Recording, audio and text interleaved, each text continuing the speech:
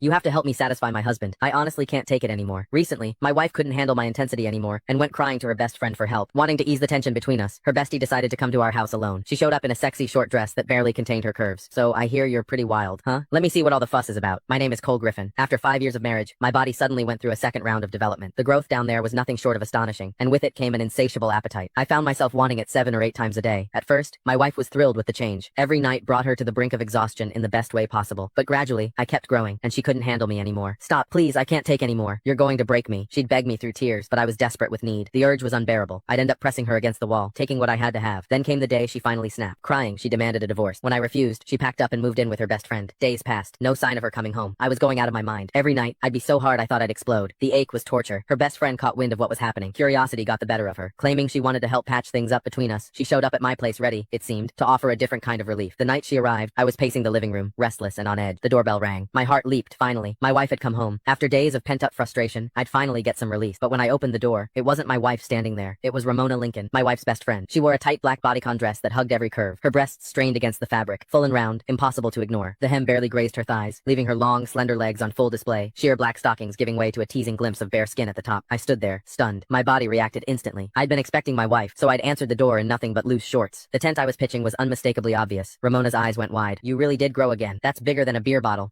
Truth was, Ramona was a woman with unmet needs herself. She was beautiful. Anyone could see that. But she'd married a rich old man. According to my wife, he'd burned through his prime too hard and too fast. Now his body had given out, and he couldn't satisfy her at all. These days, she apparently spent good money on male escorts to fill the void. I motioned her inside. She settled onto the couch, crossing her legs slowly, showing off those red-bottom heels, making damn sure I noticed. So what brings you here, Ramona? I asked, grabbing a glass of water and handing it to her. Where's Rachel? She took a sip, then fixed me with a look. You're the reason. You're like a bull on steroids. Rachel's too scared to come home. I'm here to talk some sense into you. You can't keep going at her like that. She's delicate, for God's sake. No woman could handle a brute like you going full force. As she spoke, her chest rose and fell with each word. Those two magnificent breasts moved hypnotically beneath the thin fabric bigger than my wife's, fuller, and I couldn't tear my eyes away. My pulse hammered in my ears. God, I wanted to touch them. I sighed, settling into the chair across from her. It's not that I'm trying to be rough. It's this second development I can't control it. The urge hits me like a freight train. If I don't, at least once a day, the ache is unbearable. Ramona's eyes sparkled with curiosity.